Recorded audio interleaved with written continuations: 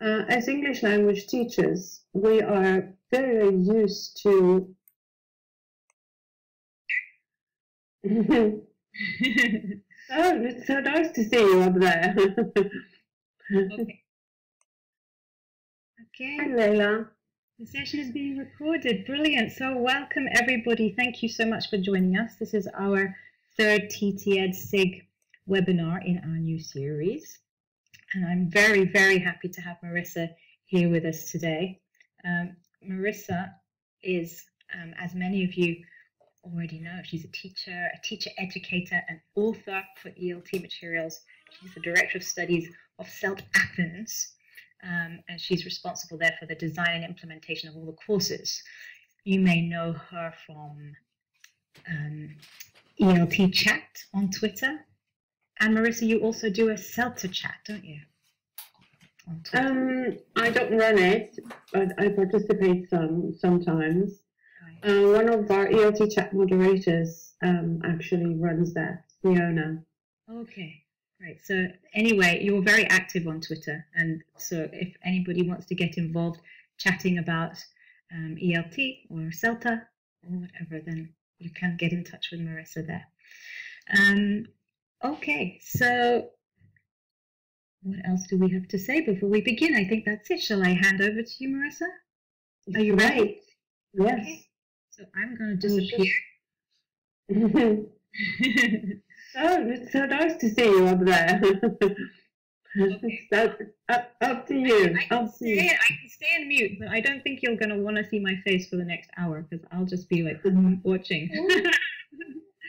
Okay, I'm here. You can chat to me. I'll see you later. So enjoy, everyone. Thank you. Thank you so much for the introduction. And welcome to everyone. Thank you very much, TTED SIG, for inviting me. I do work as a teacher trainer or teacher educator. Sometimes I prefer the term educator, and perhaps we can see later in the webinar why that is.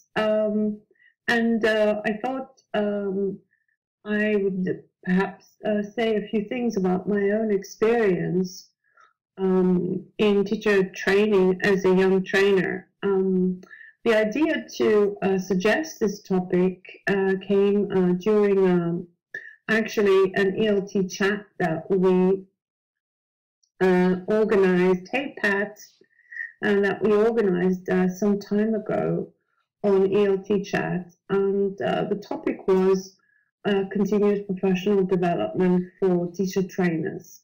And what transpired in that talk, in that chat, there were quite a few colleagues taking part who are involved in teacher training or teacher education.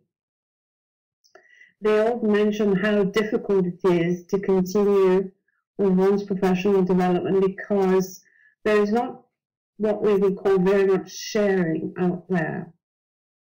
As English language teachers, we are very used to sharing or being on the receiving end, I think, of a lot of great material that others share with us.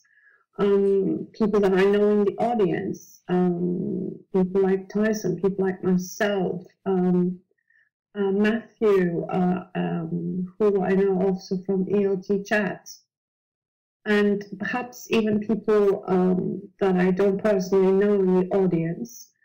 I know you share things. I know you go on Facebook, you go on Twitter, and you find a great link and you share it with your audience, with your colleagues. But it's not so common to be sharing things amongst teacher educators or teacher trainers. I have participated in a number of platforms, and it looks like a closed group. So I'm not going to talk about people who possibly work for an organization such as my center, where the trainers in my school, we share everything and we help each other in our professional development. So we are each other's or one another's props, if you like, in our professional development. but I'm going to talk about people who are either new in the field and they're working as freelancers, or who are working as new teacher trainers in an institution, but they're not receiving very much support for their continuous professional development. So this is the background of and the inspiration for this presentation. I'm not hopeful that I will solve everyone's problems. I'm just going to share a few ideas and a few things that we have found useful. And I'm hopeful that people in the audience will be able to share some of your own ideas, what you do in your own institution and in your own environment. So let me begin by saying my first quest was to lay down, just clarify a few common terms that we use. And what does it take really to become a teacher trainer? A lot of teachers nowadays attach the role teacher trainer next to their name because it seems to be very prestigious to be called a teacher trainer. I think,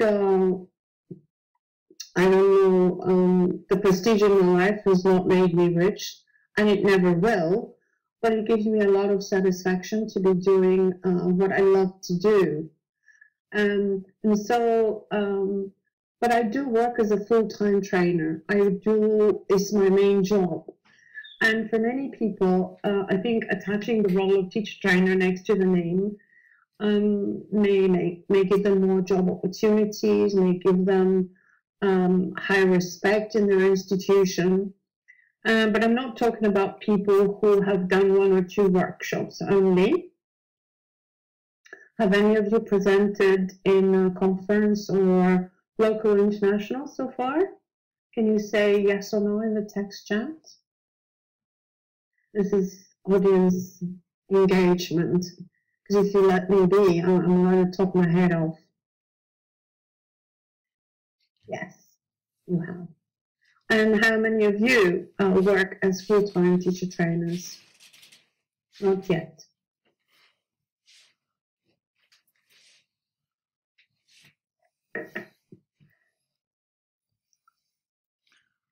Tyson, you have presented. I mean, I've seen you present hundreds of times, not full-time. Occasional teacher trainer, hopefully. You're one of our hopefuls, Mohammed. We're waiting for you. Part-time, but not full-time. Okay. Right, okay. Well, a lot of people do, and I don't blame them, to be quite honest. You know, the situation with teachers in most countries in the world, not, you know, affluent countries that respect and pay teachers well, but in most other situations, teachers are really paid terribly badly, and, you know, I can't blame them for wanting to upgrade their position, their status a little bit, so that they get a little bit more respect and perhaps a higher, you know, a better pay conditions if they attach this title to their name. I think every teacher can train another teacher. Every person can teach someone else to do something if they're a couple of streets ahead of them. But perhaps what we're going to talk about is being a full-time trainer, running, designing, improving courses, and possibly assessing people. In an article written by Tessa Woodward, I found some words that she mentioned. These are in her own words. In the article, you find them expressed somewhat differently. And she says that in order to be a good teacher trainer, you need good classroom skills, you need to be a good communicator, to get on well with people above and below you in terms of the hierarchy of an institution.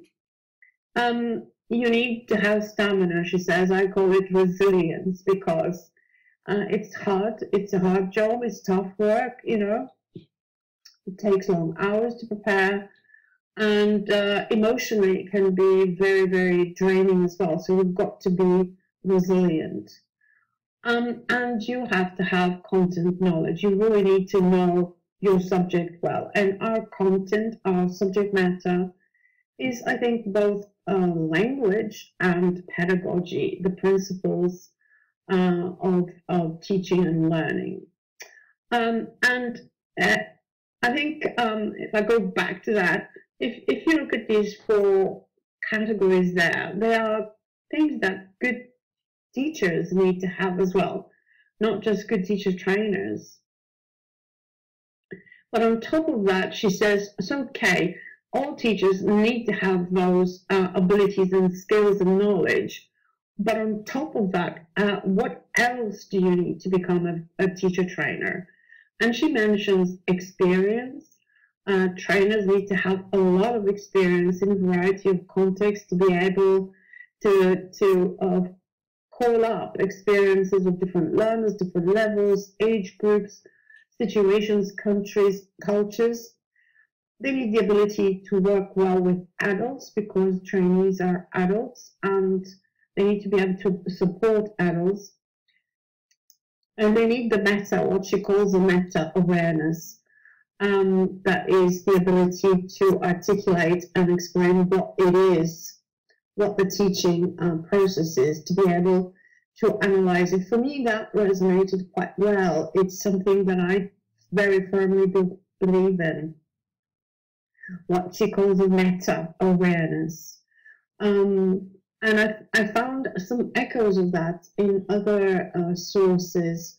In Teaching Teachers, a book produced by Angie Malderes and Martin Waddell. And Angie is someone who has inspired me a lot in my career. And she said, Marisa, in the book, that it's teaching involves knowing about things, knowing about the language, knowing about teaching, knowing about learning, knowing how to do things, and that's the teaching techniques and practices, I suppose.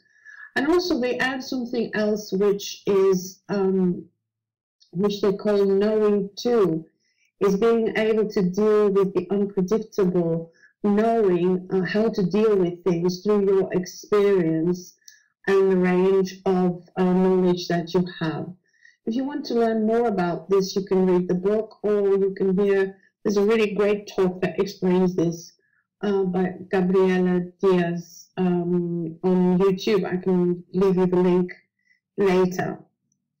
From a UNESCO publication, the research that they did in mid-90s about what makes a good teacher echoes some of those areas. Teachers need personal qualities, and this is the first time that, in comparison to the previous slides, personal qualities come up very, very strongly. And I think none of us would doubt the fact that all the knowledge in the world and all the technical know-how are as nothing if they're not based on a personality which is right for teaching. And what is right for teaching is under question, of course. Hello, Poland. Welcome to the online world. We have quite a few people in the room from all parts of the world.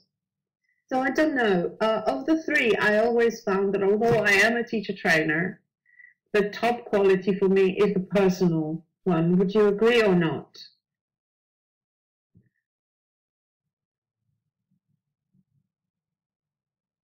That doesn't mean, I think all teachers agree that unless you have the personal qualities, the tolerance, the patience, the understanding, the creativity, the sense of humor, it's the hardest one to learn, Matthew, and it's one we don't teach necessarily on teacher education programs. We don't teach it, people's skills.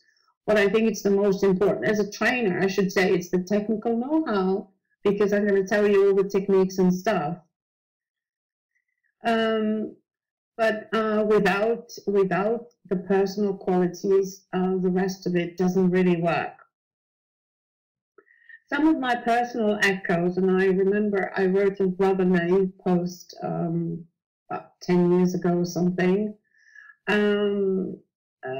but about what it takes to become a teacher educator. I put it up on Karen Sylvester's blog, and I was a very good blogger, but I don't know, for some reason it was kind of voted as a very influential post. And I think what I said as well that resonates some of the things we saw earlier, is that apart from all the other dimensions, I thought that to be a good teacher trainer, teacher educator, you need the ability to analyze the teaching process and classroom practices, what Tessa Woodward calls the meta. Yeah. I think also for me, although it's not mentioned in the other publications that I mentioned so far, I think for me it's quite important also the ability to put oneself aside and not to expect trainees to become your mirror image, but to put yourself aside, to set yourself on the sidelines, if you like, and so that you are able to see what the trainee wants to do. For example, if you're supporting them for a lesson, for an assignment, and what they can do at the current stage of their development. New trainers, new tutors generally tend to be a little bit more dogmatic than seasoned colleagues who are confident in themselves and they can put themselves aside, and they tend to be quite dogmatic and kind of adamant about what is right and what is wrong. And so I think that is maybe a quality that needs to develop. It may take a while to reach that level, but it's a target for me. So if you are now a teacher trainer and doing a little bit of freelance work or more full-time work, the question is, if people are not sharing, how can you further your development? If you're working freelance and you don't have very much contact with others, how can you continue improving your skills in the training classroom? If you're a member of a team, is your team the kind of team that shares, that will help you to develop, or are they kind of hiding all the stuff because they have a sense of ownership of whatever they create? And quite a lot of people do that. There is a house style in many training houses, training institutions, that people don't want to share. There are everybody that I know, they have reams of material, I'm sure they do, but I don't see very much being shared. And even in Facebook groups that I have been a member of, people have to ask specific friends for help. And even so, the person being called upon to help will not publicly share something for the benefit of everyone in the social group, but will selectively send material via private message or email. There is a little bit of doubt in my mind why this is done. Is it because we're secretive? Is it because we're afraid that people will steal our ideas? Or is it because we're a little bit not very confident that our material is good? And I think there are, it's possibly all of these answers. Some people are not very confident, and they're afraid that if they publicly share training material, then other people might think they're not very good, or they own some material and they're very, very precious about it, if you like, and fear criticism. And I think this is really something to overcome, Tyson. I so agree with you. And I was talking about this recently with my colleague at school, George Vasilakis, and we work together as co-tutors on the Delta. Esther, you know us, as she is. She's an ELT chat person as well. So those people need some recognition on the time on the chat line here. Yes. And we were talking about a tutor that was coming in to do.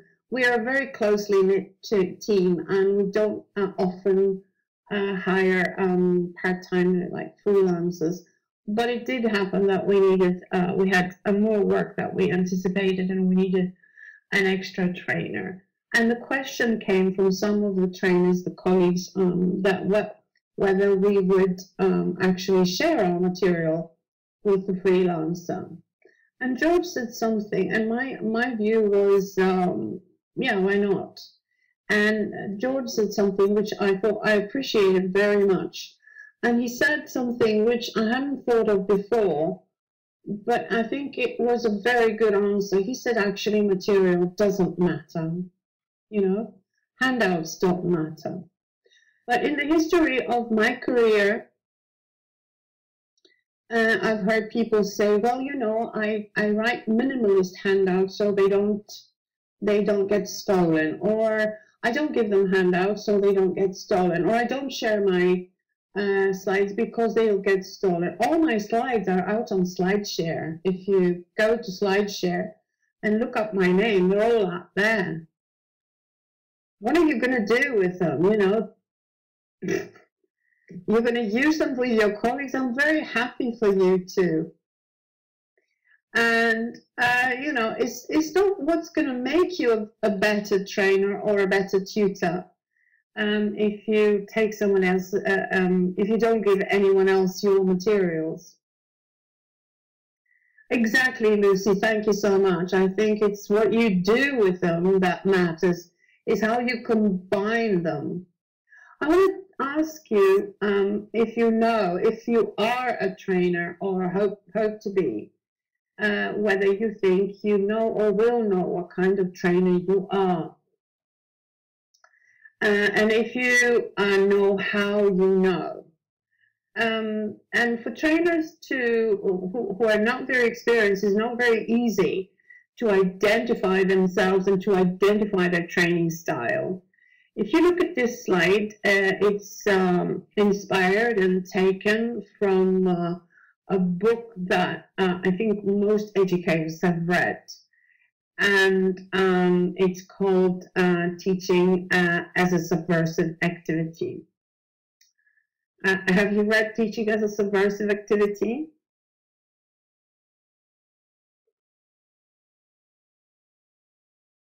Well, I really, really recommend it. It's a great read, and it's a general education book, you will. And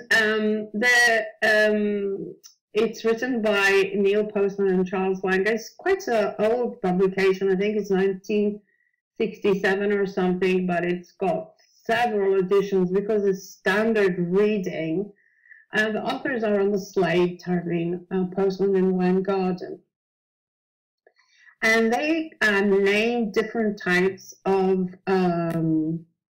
teachers in their book. And they say there are some teachers who are in the lighting business, you know, and their purpose is to illuminate minds. And there are these teachers who are manager, and their purpose is to keep flabby minds, to keep minds busy, to keep students busy.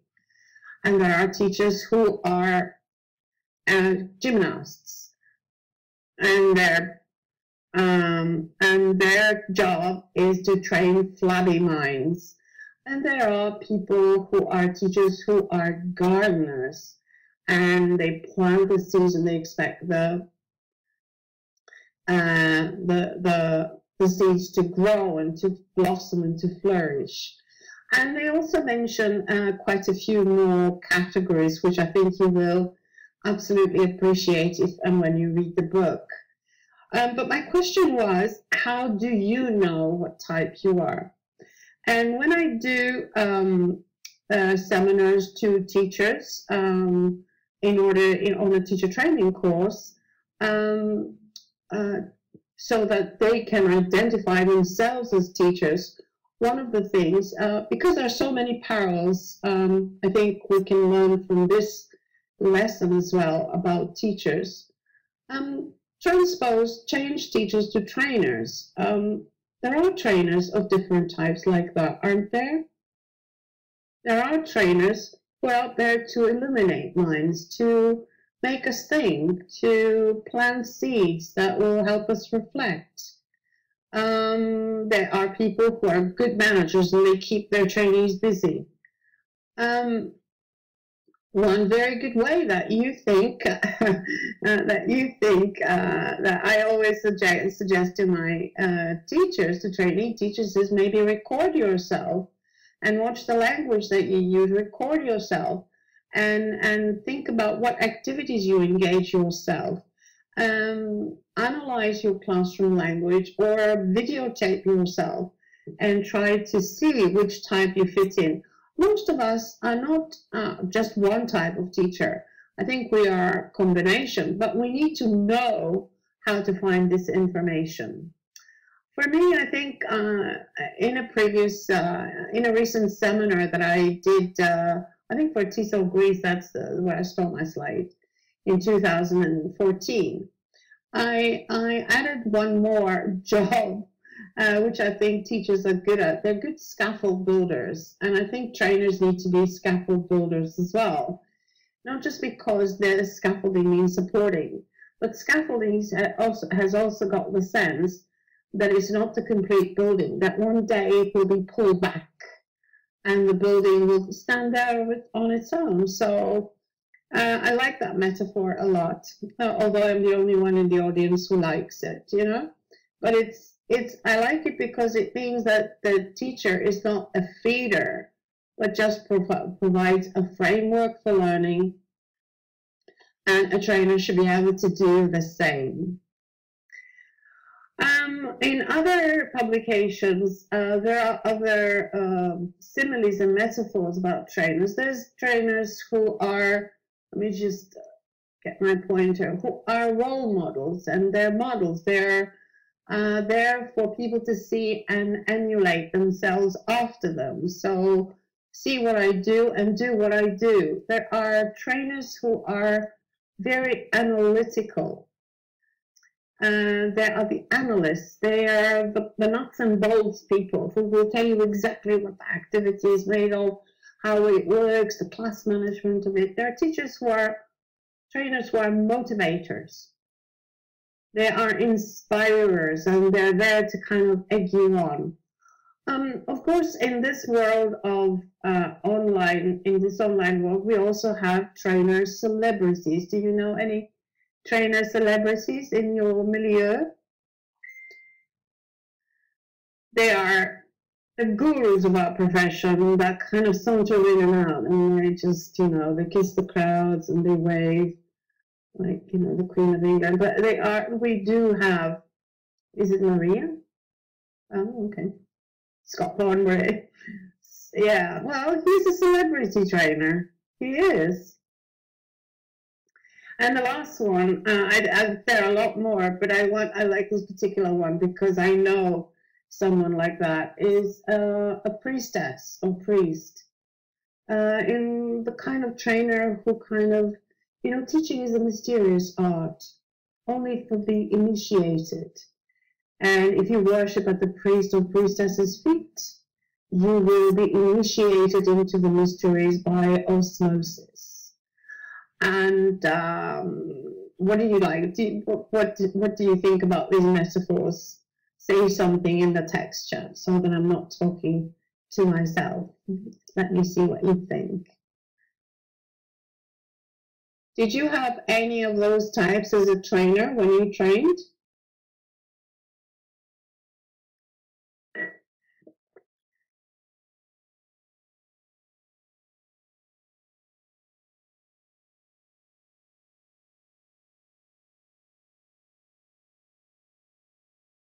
You had a priestess. I hope it wasn't me, Esther, because I don't have priest-like aspirations. Yeah. We were so incensed with that model because that we ended up in a past newsletter of our school. We wrote a piece about our priestess trainer. We had a colleague, and the unfaithful shall be subjected to the assignment torture in the Delta assignments chamber, where the lower ranked priestesses will perform the daily, the right hourly. So, I think we are a mixture of types. Again, we need to know who we are. I think, yes, I think everybody needs to be able to take on different roles. But I think that some people do have a role and they're not conscious of it. That's my only criticism. Yes. Some great comments. A combination would be ideal. And charisma is great. Charisma is great if people have them. You don't just get it, you don't pick it up from a training course. I'm not going to be talking about courses, but I assume that anybody who wants to become a teacher trainer will have some proper background training under their belt. Yes, exactly. The skill of training is the meta, Matthew, to know where it's coming from. It's not just to be something unknowing. Oh, I don't know who I am, but I just go into the training classroom and I just share the experience. It's not like that. We need to be very knowledgeable, and we need to be knowledgeable about ourselves. I assume people will have done their diploma work, or they will have followed a master's, they've done a training course. All these things are available now. When I was put in a situation where I was asked to be a teacher trainer, I didn't know any better, and there weren't such courses at the time. So I think I probably did a very bad job for a number of years, for which I feel very guilty. And I was probably in the illuminating business, I don't know, but I did eventually understand that I was not happy with myself, and I went and trained, I went and did my master's, and I was very lucky that my master's program had a very, very strong teacher education component. If we look at the difference between training and education, new teacher trainers end up being on the side of teacher training normally. They are technical, they know about techniques, they know the how-to very well. They're good in the classroom, and they have a bag of ready-to-use techniques. But trainers need to develop into a teacher educator. They don't reflect very much. They're very often the kind of teacher that has been shaped by a mentor, a master trainer in their institution who has worked with them.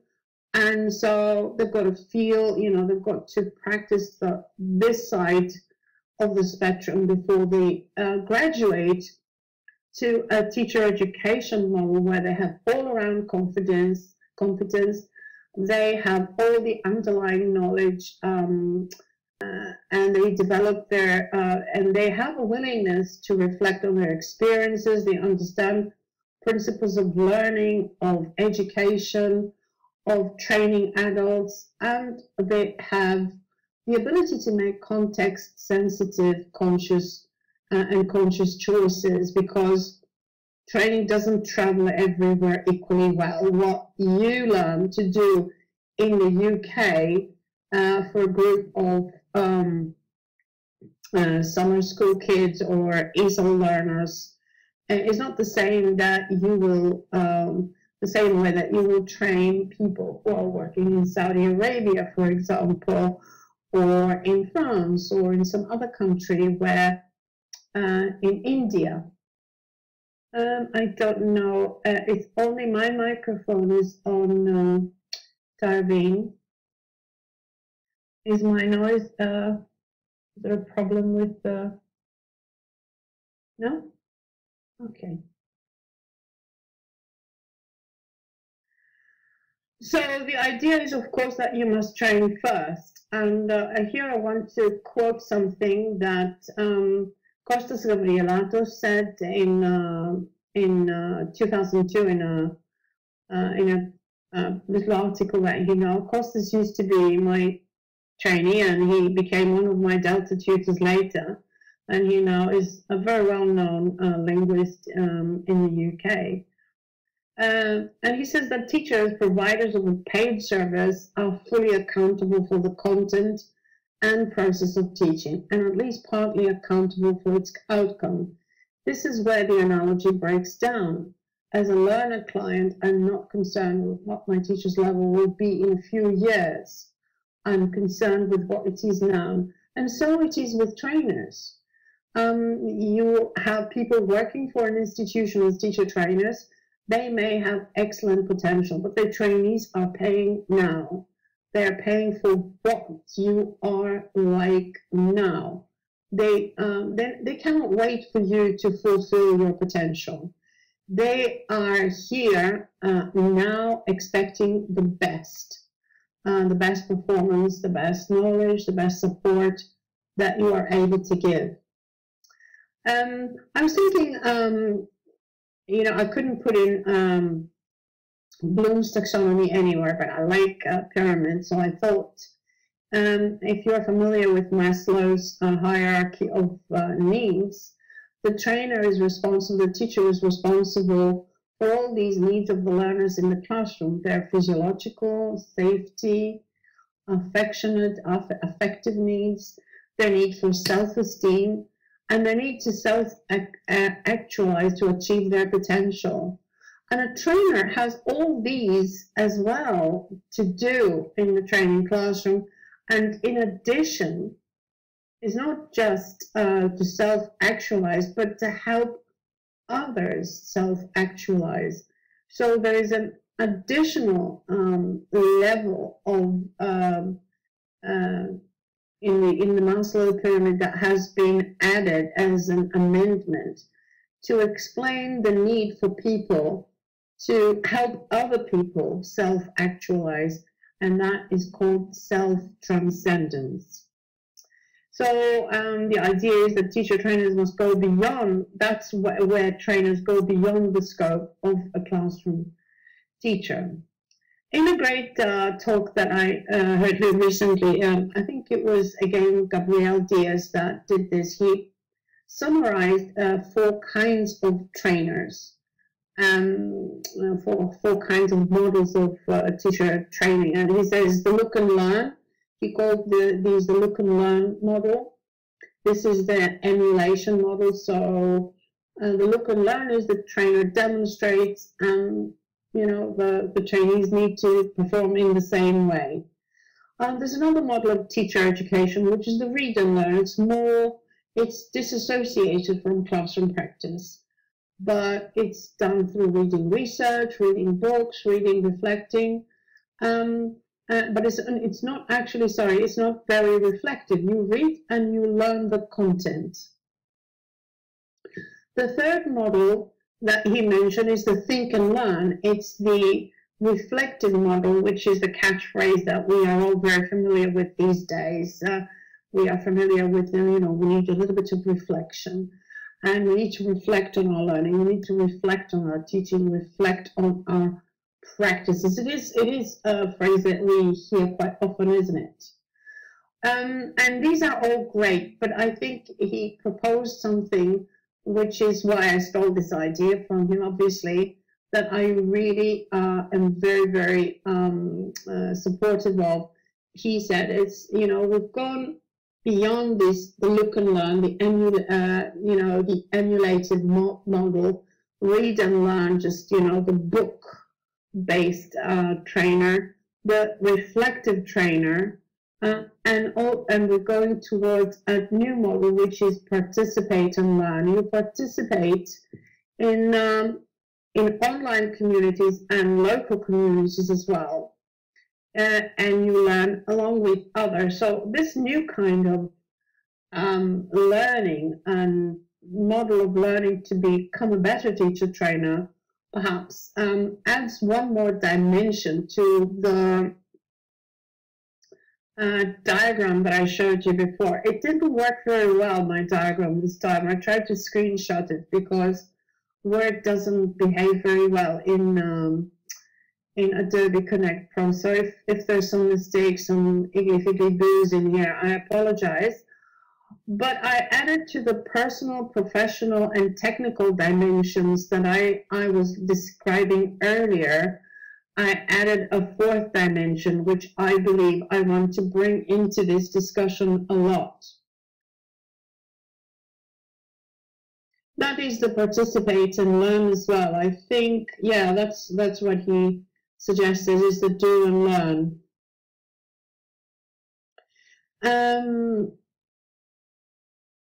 Yeah. And the connected teacher and the connected trainer or teacher is connected globally and locally, is a curator, not just a physical curator, but a digital curator. The connected trainer is a sharer, and he connects or she connects in a number of online and local communities. The other parameters, maybe I have a little bit of a few points there. I'm just going to stop for a minute for you to read them in case you have a question. There's just a few notes on the personal, professional, technical that I haven't discussed very much. One model that we suggest for new teacher trainers to examine, and it's not just in the reflect and learn, it's in the, probably a combination of all these different dimensions, is the Kumara Di Bello model that he offers for language teacher educators. So he calls this cards, and the different parts of his cards model are knowing, and I'm going to explain them in a minute, analyzing, recognizing, doing, and seeing. So some of the questions that came up earlier from the audience about the doing, learning, I think they are satisfied by Kumara Di Bello's model. And I suggest that new teacher trainers take that model very seriously to heart, because it will give them the opportunity to examine their practices and to see if they kind of resonate along the 5 parts of this diagram. And the first one, the knowing part, I think it's understandable that we need knowledge of language acquisition. We need to know techniques and resources, and we need to have knowledge of our know-how, our technical know-how. So in order to become a trainer or indeed a teacher, you need to have a lot of knowledge, and not just a couple of centimeters ahead of your trainee, but you need to know things in depth. In the same way that we say a teacher needs to know a lot of theoretical grammar, even though they're going to share just a few droplets of that knowledge with their learners. It doesn't mean that their knowledge should also be a few droplets. They need to have a much wider breadth and scope in their knowledge. For analyzing, we need to look at analyzing the learners. A good trainer should be able to analyze the learning context in order to make informed decisions, the learner's needs, and the requirements as they are dictated by directives from above, by ministries, by higher authorities, or by employers.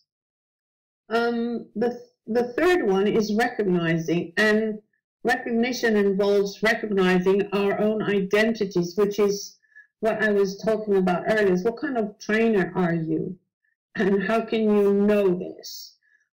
Recognizing and identifying our own beliefs and prejudices.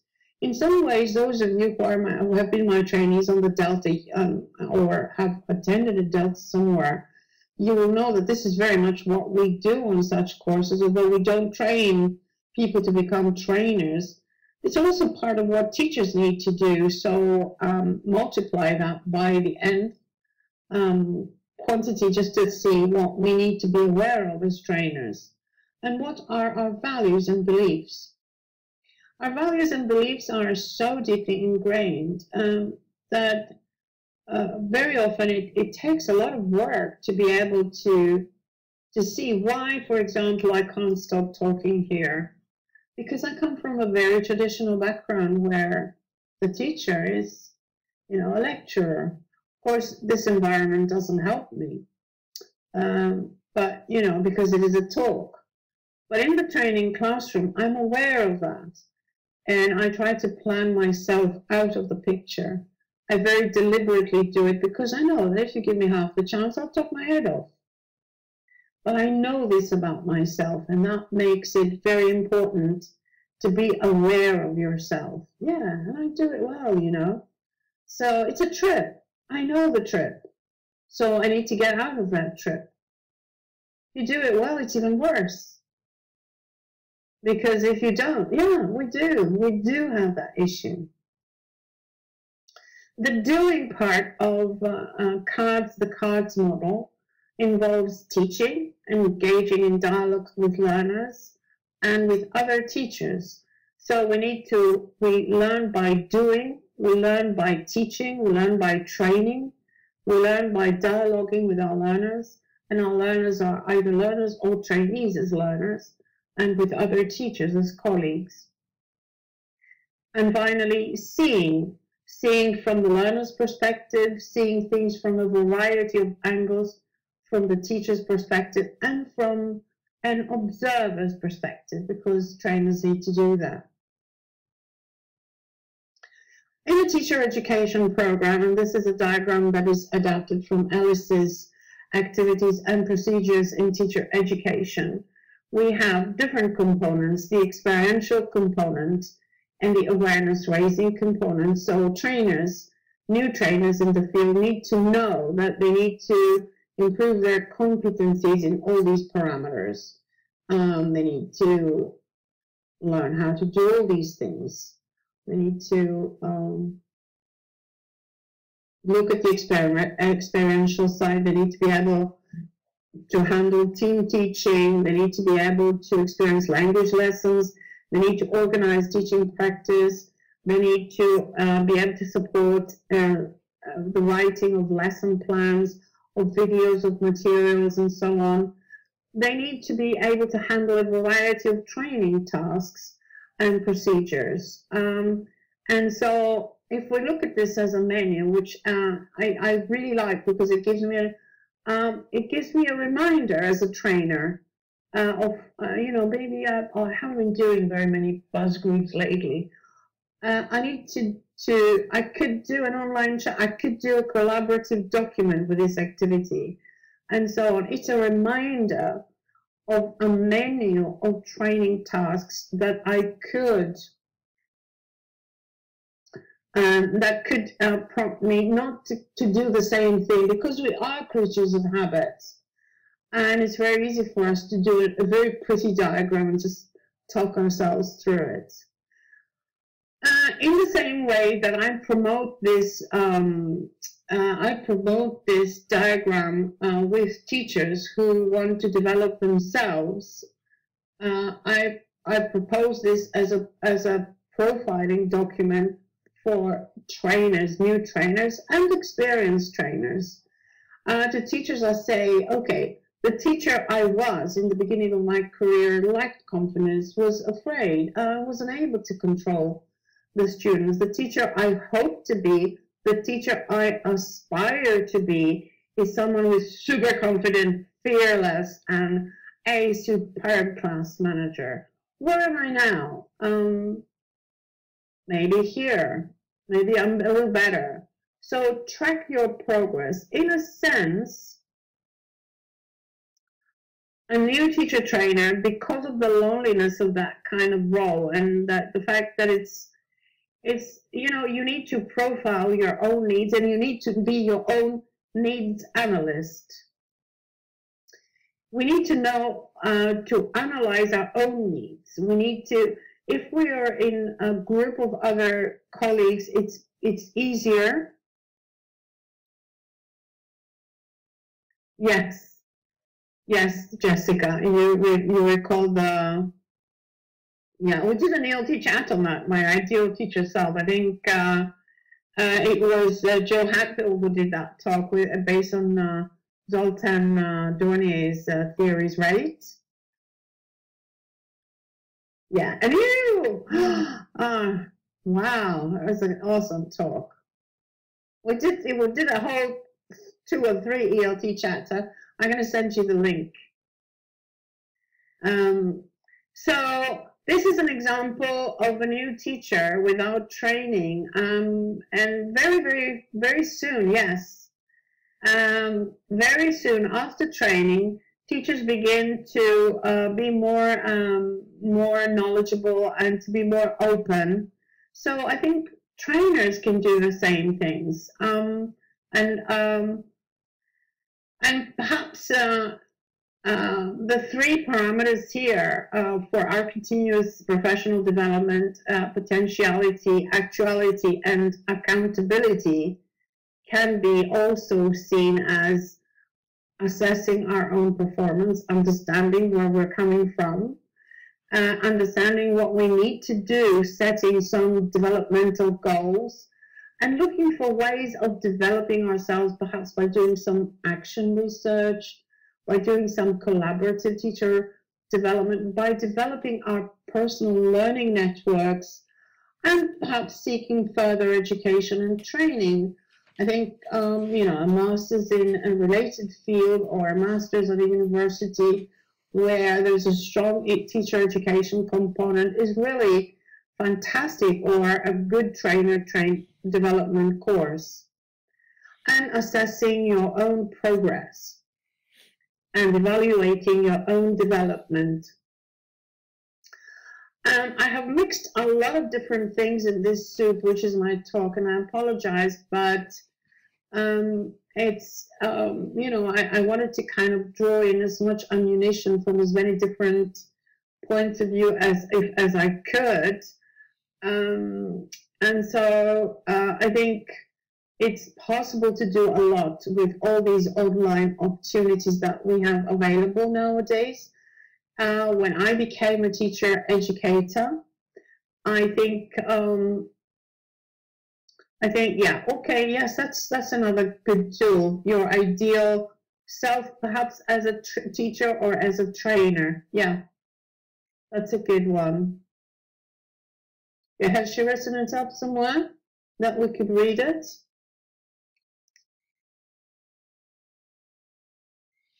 If you know, oh, that would be lovely.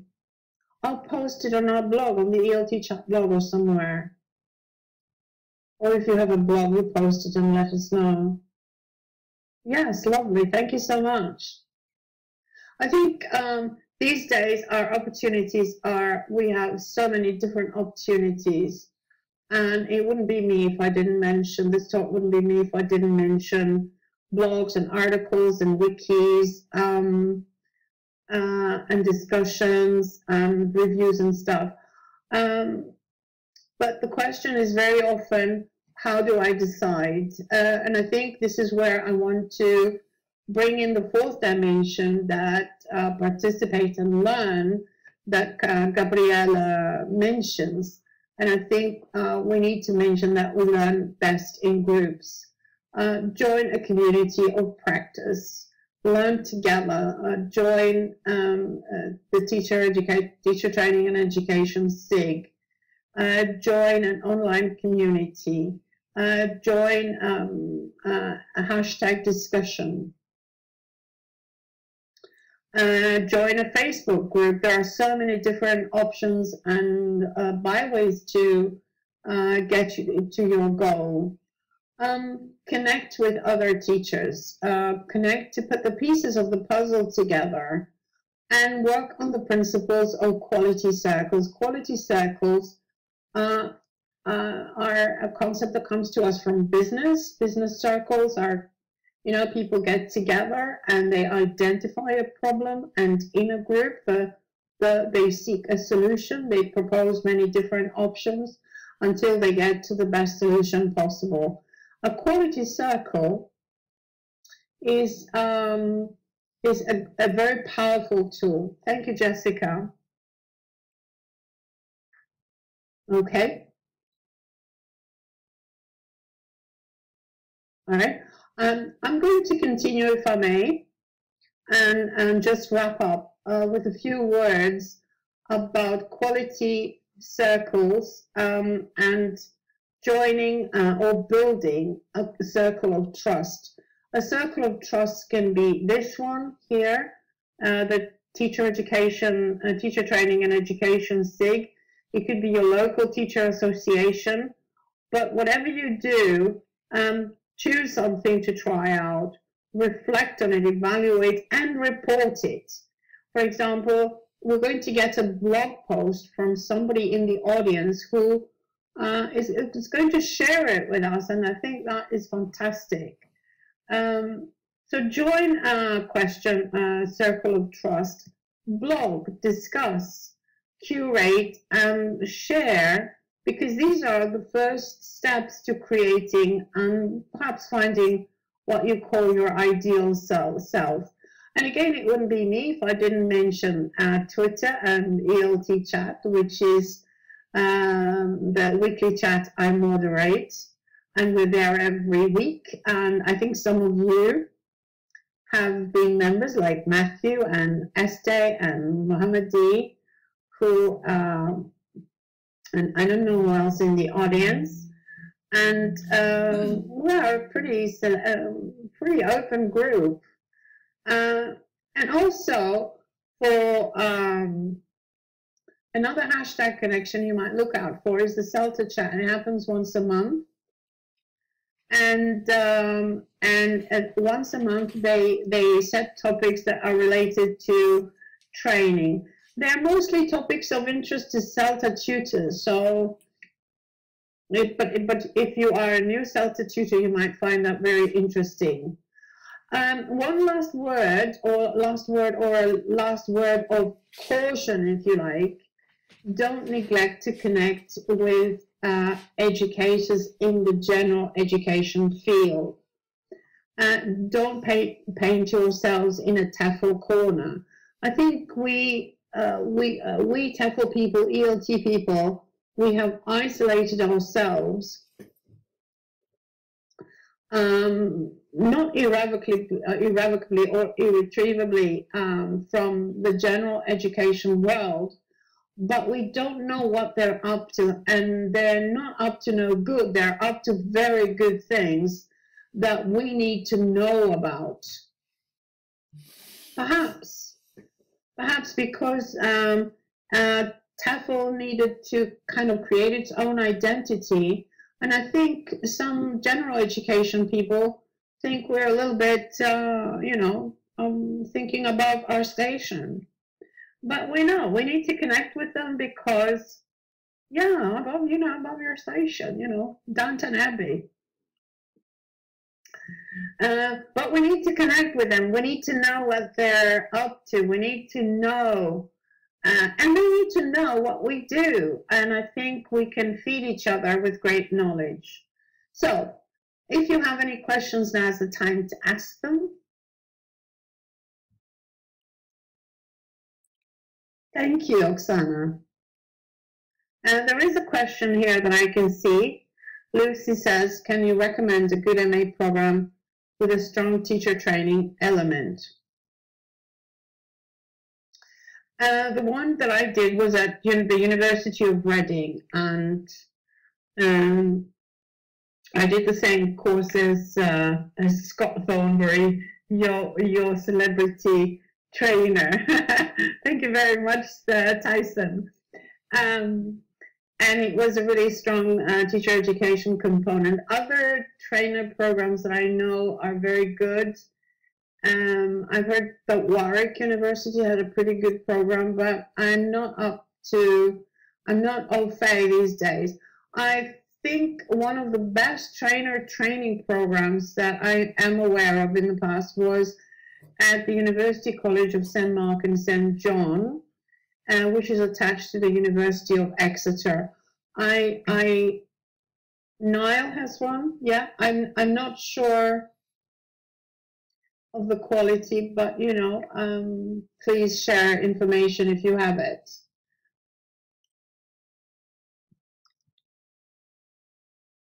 My suggestions, WikiChat asks, what are your suggestions for people who want to become teacher trainers? I think teacher trainers need to be very well educated people. They need to know a lot more than a teacher, and they need to be to find home their skills. They need to acquire experience. They need to read a lot, and they need to do a lot. I would suggest following a very good organized course. If you are hoping to become a CELTA trainer, the practice of Cambridge these days is that the institution which undertakes to train you up will also undertake to help you develop. But at the same time, this is not a course, and it can be a little bit restricted, because if you train up just to run one course like the CELTA, you can become quite restricted in your training practices. So I would say open up and follow a proper master's program as well, and read very widely. There are several excellent books on teacher education. Matthew asks, how important do you think it is for teacher educators to continue teaching alongside their work as trainers? I think it's quite important, but it's not the be-all of being a good teacher trainer, Matthew. But I think I have been able to do it for at least a year or more, and I miss it. However, I still have the skills. The question is, Matthew, is not whether I have the skills to do a demonstration lesson, which I do. The question is whether I have the stamina to teach day to day. And I think that's where you are coming from, right? It's not just the flash dance. I can do flash dancing, but the stamina, the resilience of following through a whole syllabus is, I think, what we should be doing as well. And I agree that we should be doing it, not all the time, not throughout the year, but at least once a year. We should, because it makes us more grounded and more understanding of what teachers have to do on a daily basis. Esther wants to see, can I use this platform to ask if anyone knows of an MA program that would accept Delta in lieu of bachelor's? Not urgent. Yes, there are. I mean, I know at least 4 people who have been able to do master's programs without a bachelor's, based on their experience, on very good recommendations, the fact that they did a Delta. I know of at least 3 people. One of them was Reading University. The other one was Essex University, where people have, colleagues that I know have done master's without a BA. Yeah. So I think you need to send applications, Esther. Any more questions? What are your suggestions? Okay, I think these questions have been answered. Okay, there is hope. Yes, of course, there is hope. Because there are people who go into the teaching profession from other directions and routes, and some universities recognize that. They recognize experience. They recognize that you've done a lot of training, And that means that you are potentially able to deal with the academic assignments. That's what universities is worried about. Can you deal with the academic side of a course? Okay. Marisa, thank you so much.